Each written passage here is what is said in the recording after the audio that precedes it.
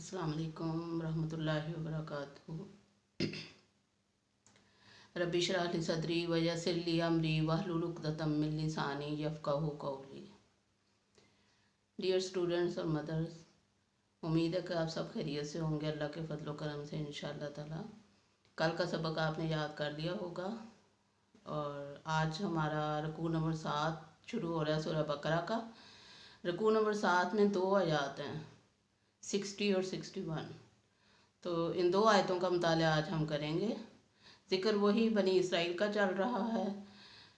सूरह बकरा में जैसा कि मैंने पहले बताया था कि तकरीबन 10 रुकुओं पे फैला हुआ ज़िक्र इनका, बनी इसराइल का, और अल्लाह ताला ने इन पर अपने इनामात ज़िक्र किए हैं। फिर उन्हें जताया है कि मैंने ये तुम पर इनाम किए और तुम्हारा क्या हाल है, तुमने किस किस तरीके से नाफरमानी की। तो आज भी इनका वही सिलसिला चल रहा है, यहूदियों का ज़िक्र है और उनकी नाफरमानियों का ज़िक्र है। देखते हैं कि आज की आयत में अल्लाह ताला उनको क्या याद दिला रहे हैं। शुरू करते हैं अपना सबक। औज़ु बिल्लाहि मिनश शैतानिर रजीम, बिस्मिल्लाहिर्रहमानिर रहीम। वइज़िस्तस्क़ा मूसा लिक़ौमिही फ़क़ुलना इज़रिब बिअसाकल हजर।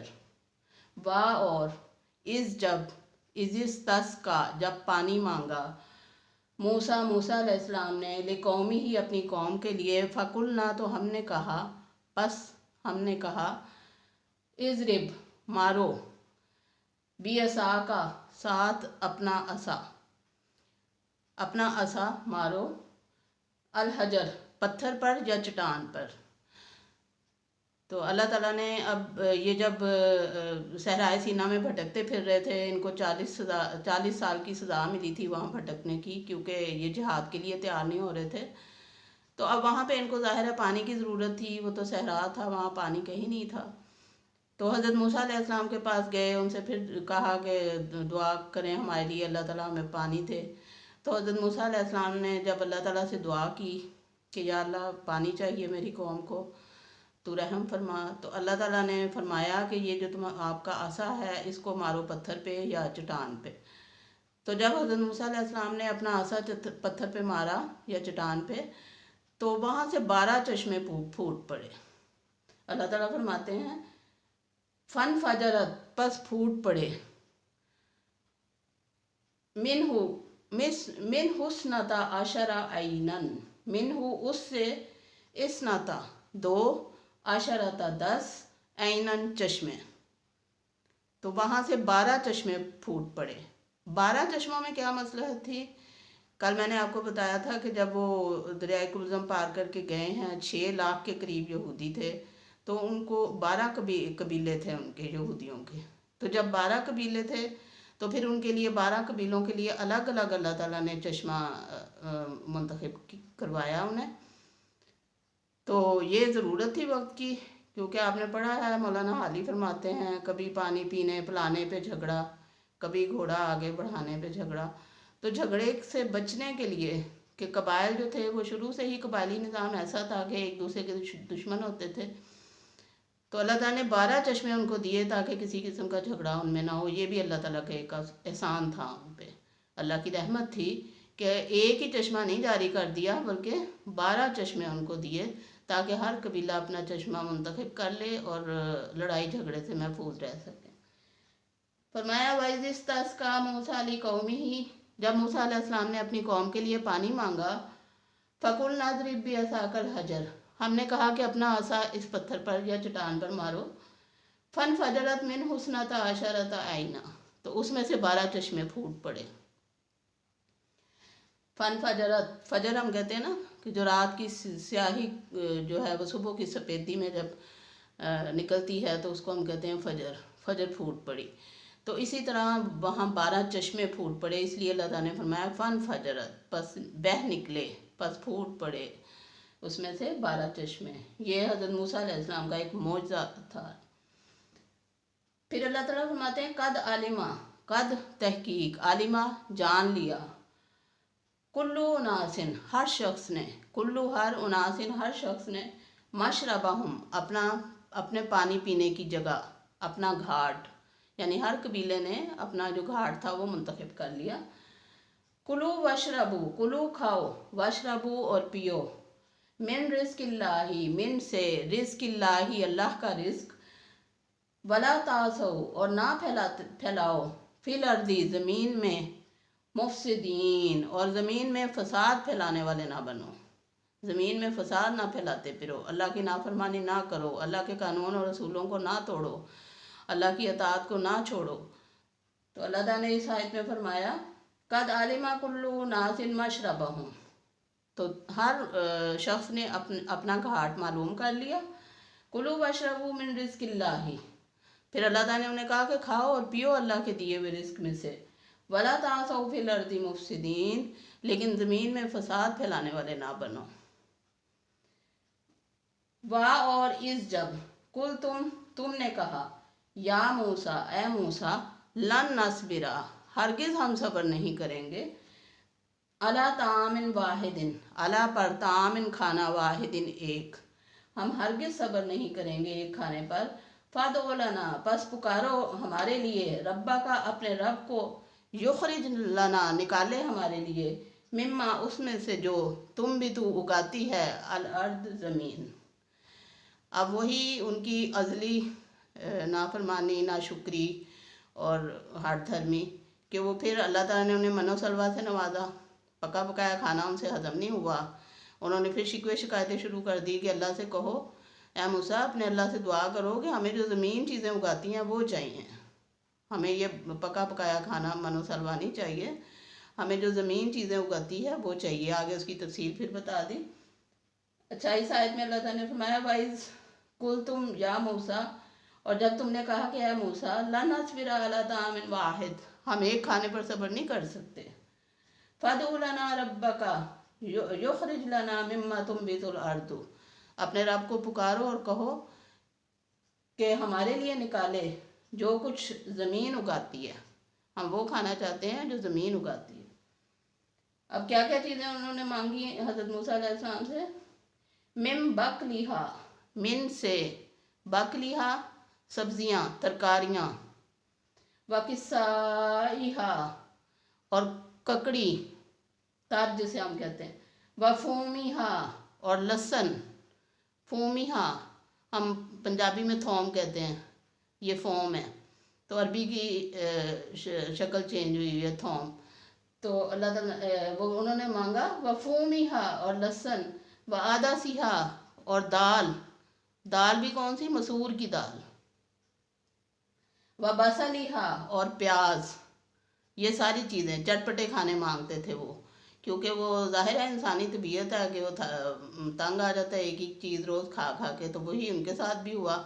उन्होंने कहा हमें तो चटपटी चीज़ें खानी है, अब हमें लहसुन चाहिए, प्याज चाहिए, सब्जियां चाहिए, दालें चाहिए और ककड़ी सलाद के तौर पे भी साथ कुछ चाहिए। तो ये चीज़ें उन्होंने मांगी हज़रत मूसा अलैहिस्सलाम से। काला, तो फरमाया, आ क्या, तस्तब्दिलूना, तुम बदलते हो, अल्लाह जी वो, अल्लाह जी जो, हुआ वो, अदना कमतर है, बिल्लाजी उससे जो, हुआ वो, खैर बेहतर है।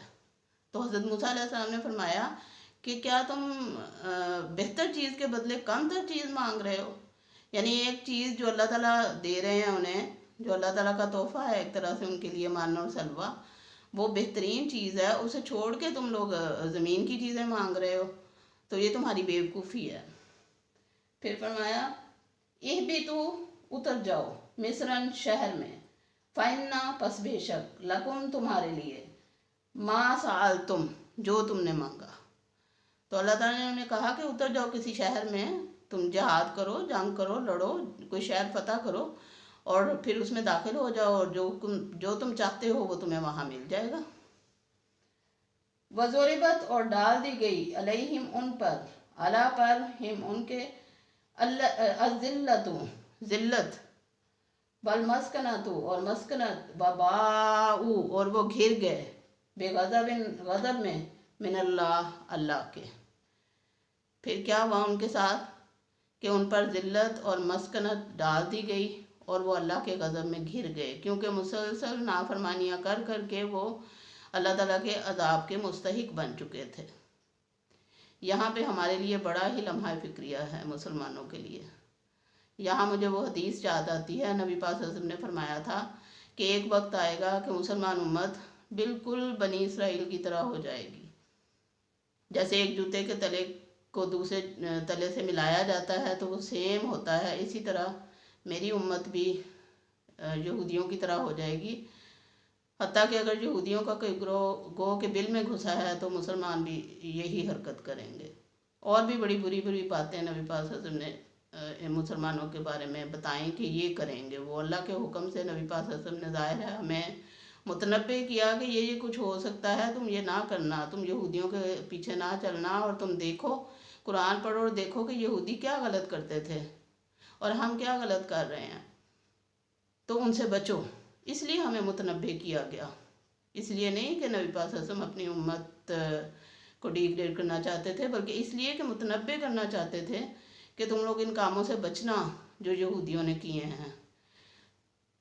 تو کام کون سے کر رہے تھے یہودی؟ اب دیکھیں ہمارا کیا حال ہے، نہ بجلی ہے، نہ گیس ہے، نہ پانی ہے، اور سیلاب کی وجہ سے کیا حشر برپا ہے، نہ لوگوں کے پاس گھر ہیں، نہ پناہ گاہیں ہیں، کوئی ٹھکانہ نہیں ہے، بچے بیمار ہیں، مچھر ہیں، بیماریاں ہیں، بری حالت ہے مسلمانوں کی. اور آن دا ہول دیکھا جائے تو ہمارے سب کے ہی حالات ایسے ہیں کہ مسجدیں خالی پڑی ہوتی ہیں نمازوں کے وقت. وہی علامہ اقبال فرماتے ہیں نا کہ جب میں مغرب میں جاتا ہوں تو وہاں مجھے اسلام نظر آتا ہے، مسلمان نظر نہیں آتے، اور جب میں مشرق میں آتا ہوں تو مجھے وہاں جاتا ہوں تو مجھے اسلام نظر آتا ہے، مسلمان نظر نہیں آتے، اور جب یہاں آتا ہوں تو مجھے مسلمان تو نظر آتے ہیں لیکن اسلام دکھائی نہیں دیتا. مطلب یہ کہ ہم لوگوں نے بھی نعوذ باللہ اس رستے پر چلنا شروع کر دیا ہے کہ ہم نافرمانی کرتے ہیں، نہ نمازیں ہماری پوری، سود ہم نے نہیں چھوڑنا، نشے کی لت اتنی زیادہ بڑھتی جا رہی ہے، بے پردگی بے حیائی کا تو حد ہی نہ پوچھو. اور اللہ تعالیٰ کے قرآن پاک کے اور نبی پاک صلی اللہ علیہ وسلم کے ہر طریقے کو چھوڑا جا رہا ہے. بجائے یہ کہ ہم جتنے زیادہ پڑھ لکھ گئے ہیں، جتنا میڈیا فاسٹ ہو گیا، ہمیں چاہیے کہ ہم قرآن کے قریب ہوں، حدیث کے قریب ہوں، سیرت کے قریب ہوں، ان کو پڑھیں، ان پر عمل کریں، اپنی آخرت سنواریں. الٹا ہم دنیا کے پیچھے چلے ہوئے ہیں. تو وہی علامہ اقبال نے فرمایا نا کہ وضع میں تم ہو نصارہ تو تمدن میں حنوط. یہ مسلمان ہیں جنہیں دیکھ کر شرمائیں یہود، کہ ہماری وضع قطع تو انگریزوں جیسی ہے. وہی لباس آج کل رائج ہو رہا ہے. ہم سوچتے نہیں کہ ہمارے نبی پاک صلی اللہ علیہ وسلم نے کیا لباس پہنا تھا، ہماری بی بی فاطمہ رضی اللہ تعالیٰ عنہ نے کون سا لباس پسند فرمایا تھا اور کیا پہنا تھا. الٹا ہم اپنی بیٹیوں کو مغربی لباس پہنا کے خوش ہوتے ہیں. اور پھر نبی پاک صلی اللہ علیہ وسلم نے اتنی زیادہ پردے کی تاکید فرمائی ہے. آپ صلی اللہ علیہ وسلم نے فرمایا کہ جو عورت کا ایک بال بھی نامحرم دیکھے گا وہ بھی جہنم میں ڈالا جائے گا. اور کچھ آ کے کھلے بال اور اس طرح سڑکوں پہ دیکھتے ہیں ہم بچیوں کو تو بڑا ہی دل گھٹتا ہے کہ یا اللہ ان کو سمجھ دے حق کی اور قرآن پڑھنے کی توفیق دے. ان کو اتنی توفیق تو ہو کہ ہم پڑھنا لکھنا جانتے ہیں تو کم از کم قرآن کا ترجمہ پڑھیں اور اس پہ عمل کرنے کی کوشش کریں. لیکن بس ہم افسوس ہی کر کے رہ جاتے ہیں اور کچھ کر نہیں پاتے. اللہ تعالیٰ ان کو ہدایت دے، بس دعا کر سکتے ہیں ان کے لیے. پھر فرمایا ذالک بأنہم، یہ اس وجہ سے کہ وہ، ذالک یہ، بأنہ بے شک، ہم وہ، یہ اس وجہ سے کہ وہ، کانو تھے، یکفرون انکار کرتے تھے، بآیات اللہ اللہ کی آیات کا. یہ اللہ تعالیٰ ان پہ کیوں غضبناک ہوا اور کیوں ان پر مسکنت اور ذلت چھا گئی؟ کیونکہ وہ اللہ تعالیٰ کی آیات کا انکار کرتے تھے. وہ تو خیر زبان سے بھی انکار کرتے تھے، اپنے عمل سے بھی، قول سے بھی اور عمل سے بھی انکار کرتے تھے. لیکن ہمارا یہ حال ہے کہ ہم زبان سے تو کہتے ہیں ٹھیک ہے ٹھیک ہے، لیکن عمل ہمارے اس کے مطابق نہیں ہے. اللہ تعالیٰ معاف فرمائے. پھر فرمایا وَيَقْتُلُونَ، اور وہ قتل کرتے ہیں، النبیین نبیوں کو، بغیر الحق، وہ نبیوں کو بغیر حق کے قتل کرتے تھے. یہ بھی ان کی ایک خرابی اور برائی تھی. آپ کو پتہ ہے حضرت زکریا علیہ السلام کے ساتھ انہوں نے کیا کیا تھا؟ نعوذ باللہ انہیں آرے سے چیر ڈالا تھا. اور حضرت یحییٰ علیہ السلام ایک طوائف کے کہنے پر ان کا سر قلم کر دیا گیا تھا، نعوذ باللہ. تو اس طرح کی حرکتیں یہ یہودی کرتے رہے کہ نبیوں کو بغیر ناحق قتل کرتے رہے. لیکن آج مسلمان کیا کر رہے ہیں؟ یہ بھی ہمارے لیے لمحہ فکریہ ہے، سوچنے کا مقام ہے اور ڈوب مرنے کا مقام ہے. کیا کیا ہم نے حضرت امام حسین رضی اللہ تعالیٰ عنہ کے ساتھ، کیا کیا مسلمانوں نے حضرت عثمان رضی اللہ تعالیٰ عنہ کے ساتھ. اور مسلمانوں، پھر نبی پاک صلی اللہ علیہ وسلم نے فرمایا تھا کہ میرے علماء کی مثال بنی اسرائیل کے انبیاء کی طرح ہے. میرے علماء بنی اسرائیل کے انبیاء کی طرح ہیں، کیونکہ نبی تو اپنے ہی آنے، تو علماء کرام ہی ہیں جو نبی کی تعلیم کو آگے پہنچاتے ہیں. لیکن انہوں نے، مسلمانوں نے علماء کرام کے ساتھ کیا کیا؟ کبھی آپ نیٹ کھولیں اور پڑھیں حضرت امام ابو حنیفہ رحمۃ اللہ علیہ کے ساتھ کیا سلوک ہوا. جیل میں ان کی وفات ہوئی. حضرت امام مالک رحمۃ اللہ علیہ، ان کے دونوں بازو نکال دیے گئے. اور حضرت امام احمد بن حنبل، جنہوں نے قرآن کو خلق ماننے سے انکار کیا تھا کہ قرآن مخلوق نہیں ہے، اللہ کا کلام ہے، حق بات کی تھی، تو وقت کے بادشاہ نے انہیں بھی زنجیروں میں باندھ کے جیل میں ڈال دیا تھا. وہیں ان کی وفات ہوئی تھی. تو کیا کیا ہم نے مسلمانوں نے علماء کے ساتھ؟ وہی کیا جو یہودیوں نے اپنے نبیوں کے ساتھ کیا. تو کیا فرق رہ گیا مسلمانوں میں اور یہودیوں میں؟ تو یہ باتیں سوچنے کی ہیں. ہمیں بحیثیت مجموعی، بحیثیت قوم، یہ چیز سوچنی ہے کہ ہم نے ان کے وہ جو کچھ وہ نافرمانیاں کرتے تھے، جو حرکات وہ کرتے تھے، جو اللہ کی ناپسندیدہ عمل وہ کرتے تھے، وہ ہم نے نہیں کرنے. اللہ تعالیٰ ہمارے علماء کو بھی، ہماری عوام کو بھی، ہماری حکومتوں کو بھی اور سب کو ہدایت دے، اور قرآن پڑھنے اور بنی اسرائیل کی جو بری عادتیں تھیں ان کو جاننے اور ان کو چھوڑنے کی توفیق عطا فرمائے اللہ تعالیٰ.